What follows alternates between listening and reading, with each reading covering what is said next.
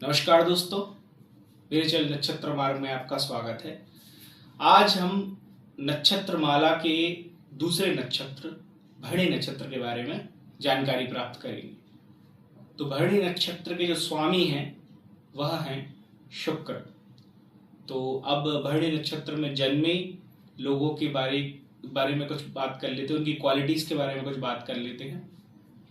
तो भरणी नक्षत्र में जन्मे लोग बहुत ट्रांसफॉर्मेटिव एनर्जी बहुत ज़्यादा होती है उनमें। ट्रांसफॉर्मेटिव एनर्जी का मतलब है जीवन में जो एक्सपीरियंसेस उनको दूसरे लोगों से मिल रहे हैं या फिर नेचुरली उनको जो एक्सपीरियंसेस नेचर से मिल रहे हैं उनको ग्रैब करके उनसे कुछ पॉजिटिव निकाल कर जीवन में आगे बढ़ने की जो क्षमता है होनी सब में चाहिए, लेकिन by God grace by birth यह भरणी नक्षत्र के लोगों में होती है।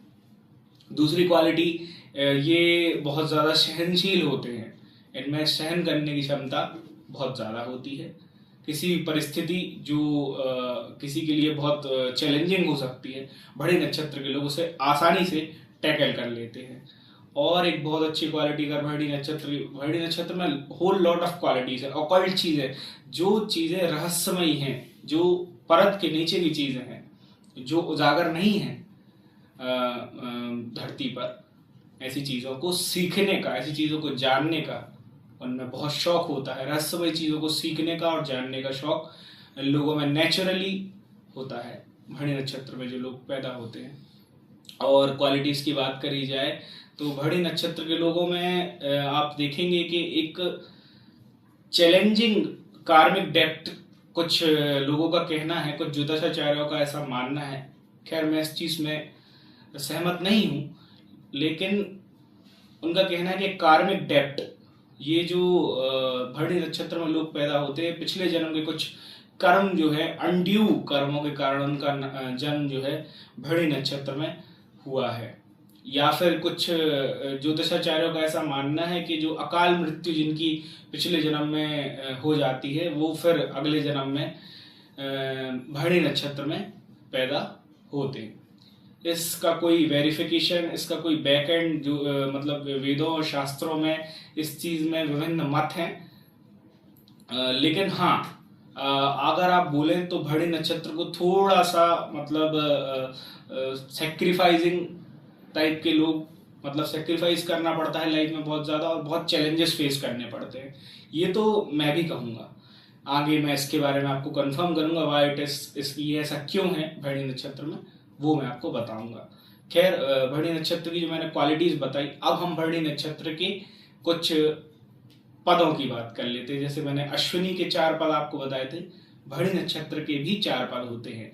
और जब ये आप 4 पद जानेंगे तो तब आपको समझ में आएगा कि भरणी नक्षत्र को मैंने चैलेंजिंग और ट्रांसफॉर्मेटिव और इतना ज़्यादा अकल्ट क्यों बताया है।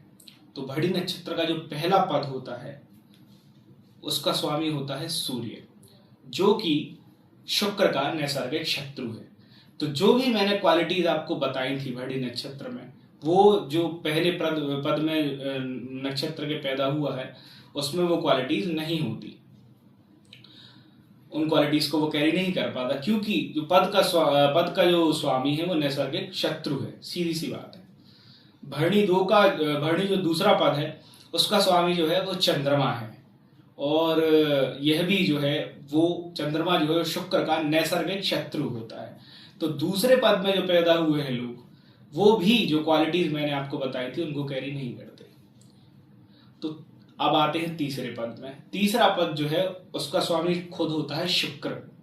तो ये जो तीसरा पद है ये बस जो है स्टेबल है, इसमें ही क्वालिटीज बस आती हैं। तो भरणी 3 में पैदा हुए लोगों में जो क्वालिटीज मैंने आपको बताई थी, जो ट्रांसफॉर्मेटिव क्वालिटीज और जो सभी क्वालिटीज मैंने आपको बताई थी, वो सिर्फ तीसरे पद में पैदा हुए लोगों में रहेंगी। तो फिर चौथे पद की बात करते हैं तो उसका स्वामी जो है वो मंगल है, और मंगल भी जो है वो नैसर्गिक शत्रु होता है शुक्र का। तो चौथे पद में भरणी में जो पैदा हुए थे उनमें भी वो क्वालिटीज जो हैं वो नहीं रहेंगी। तो अब आपको धीरे धीरे समझ में आ रहा होगा कि क्यों इस नक्षत्र को चैलेंजिंग, क्यों इस नक्षत्र को ट्रांसफॉर्मेटिव और मतलब आप एक ये तरीके से बोल सकते हैं कि ये लोग अपना कार्मिक डेट उतारने के लिए इस धरती पर आए हैं। कुछ पुराने कर्म जो रह गए हैं उनको पूरा करने के लिए इस धरती पर आए हैं और अपने नए कर्मों को जनित करके ईश्वर की तरफ अग्रसर होने के लिए आए हैं।